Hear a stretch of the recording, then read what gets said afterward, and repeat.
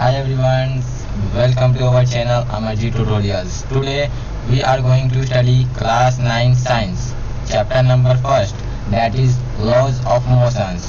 So friends, ये chapter से इसका नाम है लॉज ऑफ मोशन. इसका आज फर्स्ट लेक्चर है. इस चैप्टर में कुल 4-5 लेक्चर आएंगे जिसमें पूरा चैप्टर कवर हो जाएगा. तो आप उस वीडियो को भी अच्छे से देखना. और आज जो ये लेक्चर है इसको आप लास्ट तक जरूर देखना. लास्ट में आपको एक इमोशन है, इसके ऊपर आपको एक चीज़ मेन चीज़ बताऊंगा. तो आज हम करें क्लास 9 का साइंस. तो this is the contents of class 9 text book of science. In this there are total 18 lesson. Class 9 science के टेक्स्ट बुक में आपको टोटल 18 लेसन्स मिलेंगे. उसमें क्या होता है, टोटल इसमें 18 लेसन है. अब ये तो क्लास 9 की बात है, लेकिन आप जब क्लास 10th में जाओगे तो आपको साइंस 1 की अलग बुक होगी और साइंस 2 की अलग होगी. लेकिन क्लास 9 में ऐसा नहीं है. क्लास 9 में क्या है, साइंस 1 और साइंस 2 एक ही बुक में है. तो इसमें क्या है, चैप्टर नंबर फर्स्ट से लेके चैप्टर नंबर 10 ये तो हुआ फर्स्ट सेमेस्टर का. ओके, आफ्टर 10 से लेके 18 ये तो गया सेकेंड सेमेस्टर का टोटल सिलेबस या फिर लेसन्स.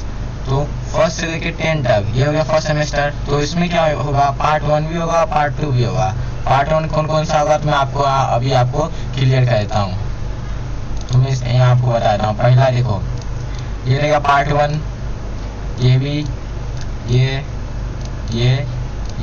यानी ये टोटल 5 लेसन पार्ट 1 में आएंगे. इसमें पार्ट 1 और ये जो लेसन नंबर 6 है, 6, 7, 8, 9 और ये 10 ये पार्ट 2 में आएंगे. तो आज हम आज हम laws of motion chapter number first से स्टार्ट करेंगे. Chapter number first, laws of motion. So this is the first page of this lesson. In this there are 4 topics in ऊपर हेडिंग में दिया है. तो उसमें क्या, पहला मोशन, दूसरा एक्सेलरेशन, फिर डिस्टेंस एंड डिस्प्लेसमेंट, चौथा Newton's laws of motion and related equations. तो इसमें कुछ इतने सारे टॉपिक्स दिए हैं. आज मैं आपको मोशन और एक्सेलरेशन और मोशन और डिस्टेंस एंड डिस्प्लेसमेंट ये 2 टॉपिक है, ये आज आपको मैं कराऊंगा. तो चलिए देखते हैं क्वेश्चन क्या है. What is motion. यहाँ क्वेश्चन पूछा व्हाट इज मोशन. तो इसका मैंने यहाँ डेफिनेशन लिख के रखा है पहले से. तो डेफिनेशन क्या बोलता है उसको समझ लेते हैं. तो डेफिनेशन क्या बोल रहा है, change in position of an object with respect to surrounding is called motion. इसका मतलब सिंपल है क्या, कि अगर कोई ऑब्जेक्ट है, जैसे यहाँ कोई ऑब्जेक्ट है, वो अपना पोजीशन क्या कर रहा है, चेंज कर रहा है. कैसे चेंज कर रहा है, किसके रेस्पेक्ट में चेंज कर रहा है, या फिर सराउंडिंग के. यहाँ एक चीज और होना चाहिए था, सराउंडिंग की जगह आप टाइम भी लिख सकते हो. क्या लिखोगे, टाइम. ऐसा ही बोल सकते हो, change in position of an object with respect to time is called motion. इसमें आपको कोई प्रॉब्लम नहीं हो सकता है. तो यहाँ कोई ऑब्जेक्ट है, अपना पोजीशन चेंज कर रहा है किसके रेस्पेक्ट में, टाइम के. तो उसी चीज को हम बोलेंगे मोशन. अब मोशन क्या होता है, एक रिलेटिव क्वांटिटी होता है. रिलेटिव क्वांटिटी मतलब वो मेरे लिए कुछ और होगा, दूसरे के लिए कुछ और होगा. इसका मतलब क्या हुआ, मान लो एक बस है, एक चलती हुई बस है. क्या मैं आज एक डायग्राम बनाया था, चलती हुई बस है ये. अब इसके अंदर आप बैठे हो और कोई और बैठा है.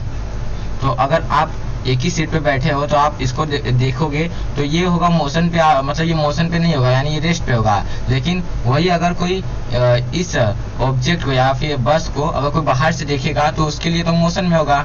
यानी मेरे लिए वो इंसान रेस्ट पे है और किसी दूसरे इंसान के लिए वो मोशन में है. तो इसलिए मोशन को कहा जाता है it is a relative quantity. ठीक है, आपको ये मोशन का मतलब समझ गया होगा. चाहो तो आप ये डेफिनेशन अपने नोट्स में लिख सकते हो. फिर बात करते हैं डिस्टेंस का. अब डिस्टेंस क्या होता है, मैंने यहाँ पहले से लिखा है डेफिनेशन डिस्टेंस का. Distance is the length of actual path travel by an object. मतलब क्या हुआ, डिस्टेंस क्या होता है, कोई भी ऑब्जेक्ट, मान लो कोई ऑब्जेक्ट है, वो कितना लेंथ या कितना ट्रेवल कर रहा है, लेंथ, उसी को बोलेंगे डिस्टेंस. यानी वो कितना ट्रेवल कर रहा है, कितने मीटर, किलोमीटर, सेंटीमीटर, ज़्यादातर मीटर और किलोमीटर में होता है, यानी वो कितना डिस्टेंस ट्रेवल कर रहा है उसी को बोलते हैं डिस्टेंस, मतलब कितना वो लेंथ ट्रेवल कर सकता है एक्चुअल पार्ट को। फिर इसका मैंने कुछ पॉइंट्स भी लिखे हैं, जैसे एक टोटल 5 पॉइंट्स लिखे हैं। तो इसमें क्या पहले लिखा है, it is a scalar quantity.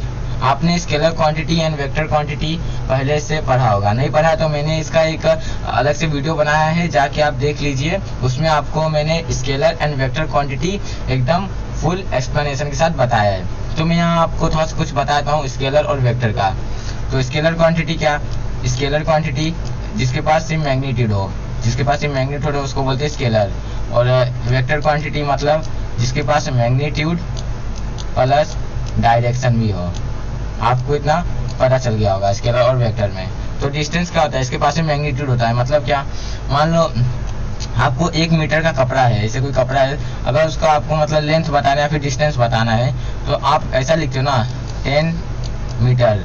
आप इसमें डायरेक्शन ही लाते हो ना, डायरेक्शन मतलब क्या, ईस्ट वेस्ट साउथ नॉर्थ ये सब भी लिखते हो ना। इसमें आप मीटर 10 मीटर करके आप लिख देते हो, ये ईस्ट डायरेक्शन नहीं लिखते हो, यानी डिस्टेंस का एक स्केलर क्वांटिटी है। आफ्टर डेट मैंने क्या लिखा है, एसआई यूनिट इज मीटर। अब ये जो डिस्टेंस है इसका एक ऐसा यूनिट होता है, ऐसा यूनिट मतलब एक इंटरनेशनल सिस्टम यूनिट, मतलब जो पूरी दुनिया में एक मतलब ऐसा यूनिट सब साइंटिस्ट मिलके बनाते हैं, उसी को बोलते हैं एसआई यूनिट। तो डिस्टेंस का एसआई यूनिट होता है मीटर। फिर it has only positive value, और डिस्टेंस का हमेशा पॉजिटिव वैल्यू आएगा। ये नहीं आएगा कि मतलब किसी चीज़ का डिस्टेंस निकालना है तो ऐसा आ गया -5 मीटर या फिर -5 किलोमीटर, ऐसा कभी नहीं आएगा। डिस्टेंस का हमेशा पॉजिटिव वैल्यू आपको दिखेगा। फिर यहाँ लिखा है फॉर्मूला। फॉर्मूला क्या होता है, distance is equal to speed into time. आप इसको ऐसा भी लिख सकते हो, distance is equal to product of speed and time. फिर it is denoted by symbol d. अब डिस्टेंस को हम डिनोट करते हैं सिंबल डी के साथ। आप ये सबको अपने नोट्स में या फिर याद कर सकते हो, इसके बाद देख लेना इसको। तो चलिए देखते हैं इसके बाद का टॉपिक। इसके बाद क्या है, डिस्प्लेसमेंट। तो यहाँ भी डेफिनेशन पहले लिखा है डिस्प्लेसमेंट का। Displacement is the shortest possible distance between initial point two final point. तो यहाँ आपको एक चीज समझना होगा। तो यहाँ मैं एक ब्लैंक पेज स्लाइड पे आ जाता हूँ। तो यहाँ क्या लिखा था, displacement is the shortest possible distance between initial to final point. यानी डिस्प्लेसमेंट वो छोटा डिस्टेंस, सब यानी डिस्टेंस का सबसे छोटा डिस्टेंस, उसके इनिशियल और फाइनल पॉइंट के बीच में सबसे छोटे डिस्टेंस को बोलते हैं डिस्प्लेसमेंट। आप बोलने से समझा नहीं होगा तो आप एग्जांपल देख लीजिए। मान लो यहाँ एक ए पॉइंट है,